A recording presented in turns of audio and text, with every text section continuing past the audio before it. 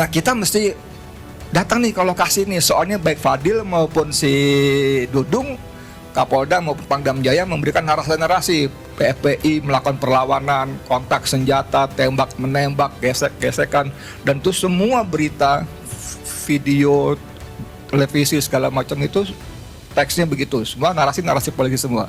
Untuk ikut awal berangkat ke KM 50 hari Rabu, nah, saya cerita semua segala macam, saya ambil gambar, saya bilang bahwa semua yang dikatakan oleh Dudung dan Fadil Imran tidak ada faktanya, tidak ada tembak menembak segala macam sebagainya.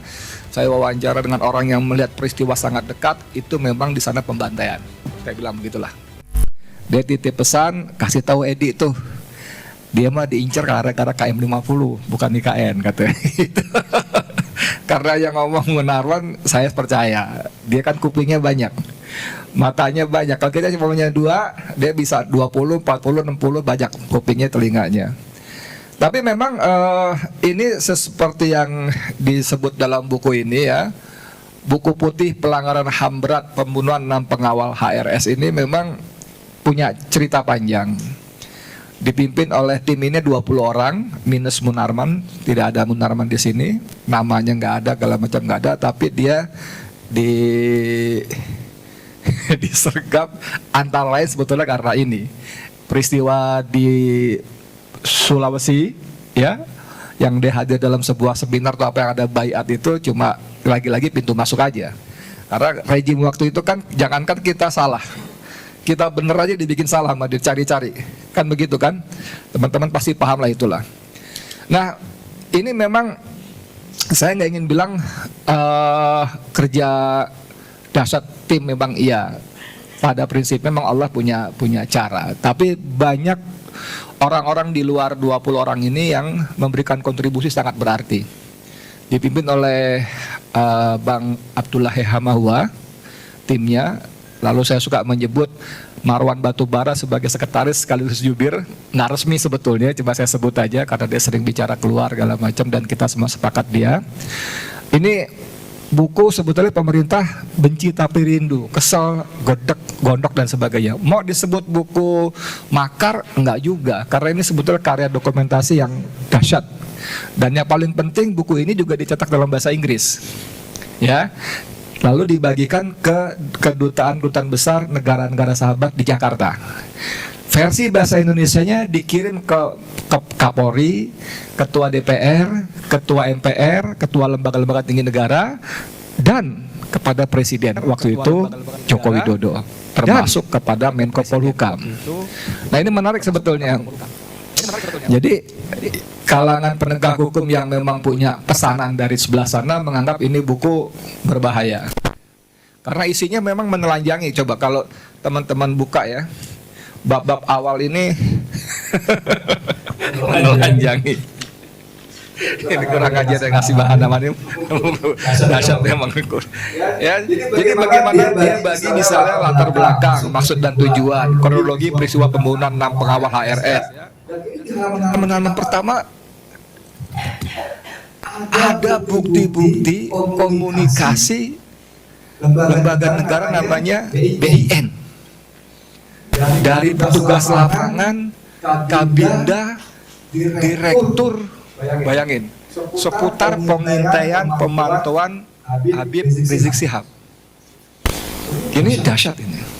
Kalau kita, saya ingat sekali waktu itu FNN, Forum News Network, wartawan-wartawan tua umur 50-an lebih, yang jam terbangnya minimal sudah 25 tahun, itu kita diterima Habib Rizik Syihab di markas Megamendung hari Jumat. Itu kami ya rada-rada nggak ngeh juga kenapa kita banyak orang masing-masing bawa mobil, itu on juga tuh, padahal kita kumpul di tempat yang sama, ada masjid kan bisa aja mobil parkir di situ, jadi 3 mobil cukup udah. Nggak ngerti suka saya bawa mobil sendiri, si Adu mobil sendiri, bawa sendiri, banyak, jadi 10-15 mobil juga tuh. Nah kita datang sana sasar, lalu diterima di rumah samping, tiba-tiba Imam FPI DKI Habib Musin ya, siapa namanya? Imam Musin ya, bilang pindah ke atas aja, dia ada bangunan 3 lantai, di atas kita diterima rooftop, atap kita langit.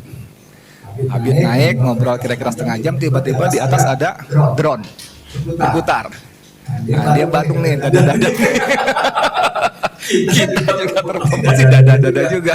Drone muter-muter gitu. Nah, baru kemudian saya tahu malamnya begitu kita bisa pulang, turun, ada laskar di posko terdekat pesantren deketin saya kan tuh mesti hati-hati hujannya, turun tok buka kaca, saya buka kaca, dia bilang, Ustaz, kita baru nangkap intel.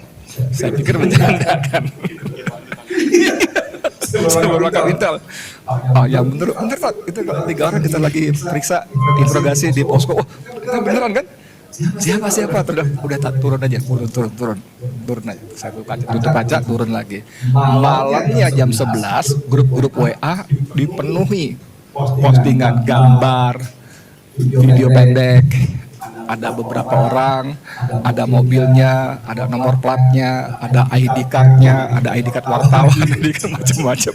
Saya langsung telepon dia malam jam 11 lebih.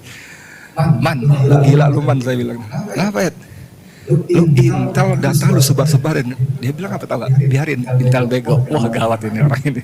Kenapa bego? Intel beneran ditangkap anak-anak kita kan bego namanya gitu. Jadi kemudian beberapa waktu saya tahu bahwa dia nampaknya memang hebat. Jadi dia begitu dia lihat ada drone di atas, dia sengaja perintahkan kepada para anak-anak laskar lihat di mana turunnya drone itu. Kan pasti turun kan? Nah, baru kita ada operatornya. Di situ ada sergap. Wah, itu yang saya nggak kepikir tuh, bener juga. Nah, saya bilang malam itu Munarman memang tadinya WA-an aja, tapi karena dia ngeyel, saya telepon juga akhirnya. Man, itu nanti mereka marah. Marah kenapa? Ya karena mau telanjangin begitu, udah bongkar begitu. Biarin aja, biar kesal juga gitu. Dan qadarullah Ahad dini hari kejadian.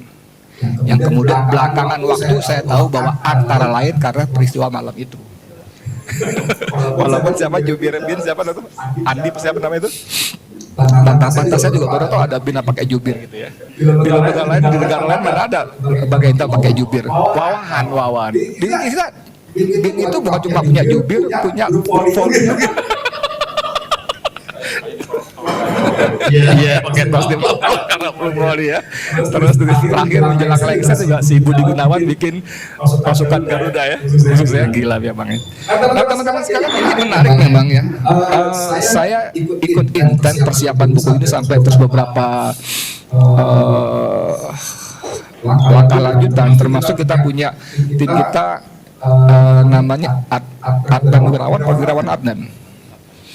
Adnan Wirana nih, kakek Wirana, gitulah gitu ya. Dia lawyer yang memang punya jaringan ke luar negeri, banyak teman-teman luar negeri, dan ini kita bawa ke apa istilahnya dulu bos, lembaga HAM internasional, apalagi kita PBB lah gitulah. Jadi memang waktu itu serius banget karena waktu itu kemudian Jokowi memanggil tim ini. Dan saya termasuk daftar yang diterima Jokowi sebetulnya. Hari apa pagi jam 9 jam 10 di istana. Cuman kata Allah memang saya udah sebel ya sama dia. Saya mikir males juga lewat prosedur di sana, saya sengaja nggak datang. Siangnya ada berita Abdullah Mahua dan kawan-kawan Maron Natura kira 5-7 orang itu Abdullah bikin berita kami bagaikan mendatangi Fir'aun. Jauh sebelum saya jangan mengklaim diri sebagai Musa mendatangi Fir'aun di Solo, Abdullah Mahua begitu. Wah, itu pemantik diskusi panjang lebar, kontroversi. Tapi pesan yang paling saya tangkap perintah itu adalah bahwa Jokowi memerintahkan Kapolri Listio Sigit Prabowo untuk mengusut KM50 secara transparan, profesional, dan berkeadilan. Yang itu ternyata sampai dia pergi lengser tidak pernah diwujudkan sampai hari ini. Yang menarik teman-teman sekalian, begitu kejadian Komnas HAM membentuk tim melakukan yang mereka sebut investigasi, lalu membuat laporan 108 halaman yang dengan izin Allah panitia mendapat secara resmi dari Mahfud MD. Menko Polhukam. Karena laporan itu kan diserahkan kepada Presiden, Kapolri, dan Menko Polhukam antara lain begitu. Nah, karena kita kirimkan ini ke sana, Menko Polhukam bagi kita juga. Nah, saya dapat kopinya dan itu saya marah-marah betul di beberapa podcast saya. Saya katakan ini Komnas HAM kalau bahasanya Mauran Batubara ikut menutupi, mengcover up siapa pelaku aktor sesungguhnya. Karena sampai persidangan digelar para pelakunya, itu Komnas HAM menurut saya dan disepakati oleh teman-teman minus Munarman karena Munarman nggak ikutan sama kita, bukan tim kita. Komnas HAM bagian dari skenario menutup-nutupi. Misalnya, Komnas HAM tidak bisa membongkar atau tidak memberitahu pada publik pada dalam laporannya siapa pengemudi mobil apa Pak dulu Pak yang hitam tuh Pak malam-malam tuh Pak. Compressor. Siapa dan siapa petinggi di dalamnya itu? Maka spekulasi beredar liar. Bahkan polisinya pun Komnas HAM nggak bisa tahu, kan mustahil. Walaupun kepada media, kepada pers, dia Komnas HAM mengatakan telah memeriksa sekian ribu video, sekian puluh ribu foto dari CCTV yang katanya mati dan sebagainya. Itu semua bohong. Yang kedua, ini menarik. Komnas HAM dalam laporannya ada melakukan wawancara-wawancara termasuk dengan pengurus EPI. Ada Sobri Lubis, beliau masih sekretaris umum waktu itu, tapi beliau nggak diwawancara. Nah itu ada dan dilaporkan, di laporan itu tidak ada Habib Rizik Sihab, tidak ada. HRS tidak ada. Adanya Muhammad Rizik Sihab, MRS. Nah, MRS ini adalah narasi yang dikembangkan oleh polisi dalam setiap press conference. Tidak pernah disebut Habib Rizik Sihab. Yang disebut MRS. Saya sebagai jurnalis, saya mencoba memahami apa. Dalam pemahaman saya, ini adalah upaya polisi untuk mendelegitimasi. Karena oleh umat Islam khususnya lingkaran Petamburan, waktu itu masih PA22, EPI, GNPF dan sayap-sayap juangnya kalau kita Habib Rizik. Ketika orang menyebut HRS Habib Rizik Sihab itu ada nuansa, ada perasaan takzim, hormat. Tapi polisi sengaja menyebutnya sebagai MRS, Muhammad Rizik Sihab. Jadi nuansa, perasaan, aura hormat itu direduce menjadi MRS. Dan yang menarik, dalam laporannya Komnas HAM itu ada wawancara dengan pengurus MPI dan ada kutipan-kutipan kalimat langsung pengurus MPI menyebut MRS. Saya bilang dalam podcast saya beberapa kali, ini kebohongan besar. Tidak akan pernah ada pengurus MPI PA22 menyebut Habib Rizik Sihab dengan Muhammad Rizik Sihab. Tidak akan pernah ada. Jadi bayangkan Komnas HAM yang kita bayari dengan pajak kita, biayanya, buat gajinya, fasilitasnya, operasionalnya pun menjadi bagian dari persekongkolan menutup-tutupi ini. Dan si siapa dulu ketua itunya juga. Jadi beberapa hari setelah kejadian, seperti teman-teman tahu, kejadian Senin dini hari, Rabu pagi saya ke sana, Selasa malam saya rapat FNN. Dan dalam rapat itu pemimpin redaksi saya namanya Tony siapa? Tony Hasim. Lupa. Ada Tony Rasid soalnya. Tony Hasim. Dia mengatakan itu malam, kita rapat malam biasanya. Nah kita mesti datang nih ke lokasi ini, soalnya baik Fadil maupun si Dudung, Kapolda maupun Pangdam Jaya memberikan narasi PPI melakukan perlawanan, kontak senjata, tembak menembak, gesek-gesekan, dan itu semua berita, video, televisi segala macam itu teksnya begitu, semua narasi polisi semua. Nah, template saya mengatakan kita mesti lihat langsung ke lokasi. Karena ditunggu-tunggu gak ada yang nyaut, saya angkat tangan. Oke, kalau gitu gue ke sana. Saya bilang gitu kan. Lalu template saya bilang, lo benar angkat tangan? Iya. Oke, cocok lo. Emang kenapa? Lo gila katanya begitu kan. Wah gila saya dibilang. Cuman dia bilang masalah memang lu jangan kesana sendirian, ini bahaya. Lu minta anak-anak KPI ngawal. Oke siap. Nah, pulang rapat kira-kira jam 11-an, dari mobil saya telepon Wali Laskar Jakarta Barat itu satu kelurahan sama saya, namanya Ujang. Saya telepon dia, Jang, gua besok mau ke KM 50, lu kawal gue ya. Siap Abi, dipanggil saya Abi. Siap Abi, tapi lu jangan sendiri, jangan lu bawa 4-6 orang anak buah. Siap Abi. Jam 9 datang ke rumah, kita berangkat sama-sama. Siap Abi. Setengah 9 nggak muncul, 9 kurang seperempat nggak muncul, jam 9 lewat 10 nggak muncul. Saya telepon, nggak diangkat. Masuk tapi nggak diangkat. Saya telepon lagi, lama akhirnya anak kecil yang angkat.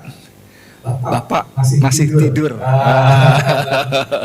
Bapak masih tidur. Tolong bangunin, penting dari Pak Edi gitu. Dibangunin dengan suara bangun tidur. Abi, maaf saya nggak bisa ikut. Kenapa? Saya baru pulang pagi. Semalam terima jenazah. Jenazah 5 orang itu dibawa ke Petamburan setelah diambil paksa oleh tim lawyer dari rumah sakit Polri ya. Malam itu memang beredar itu. Nah, saya nggak tahu, tapi beredar foto-foto bagaimana kondisi jenazah. Bekas luka, bekas jahitan, bekas pukulan, kulit punggung terkelupas, segala macam lah. Pokoknya bisa bekas siksaan yang oleh Komnas disebut karena proses waktu, pembusukan dan sebagainya. Memang beredar itu. Ya udah, akhirnya Ujang tidak datang ke tempat saya, apalagi anak buahnya. Saya kontak teman kita nggak hadir nih, Ardi, Tim Bartup, untuk ikut awal berangkat ke KM 50 hari Rabu. Nah, saya cerita semua segala macam, saya ambil gambar, saya bilang bahwa semua yang dikatakan oleh Dudung dan Fadil Imran tidak ada faktanya, tidak ada tembak-menembak segala macam sebagainya. Saya wawancara dengan orang yang melihat peristiwa sangat dekat, itu memang di sana pembantaian. Saya bilang begitulah. Nah, karena liputan itulah kemudian saya dipanggil oleh Polda.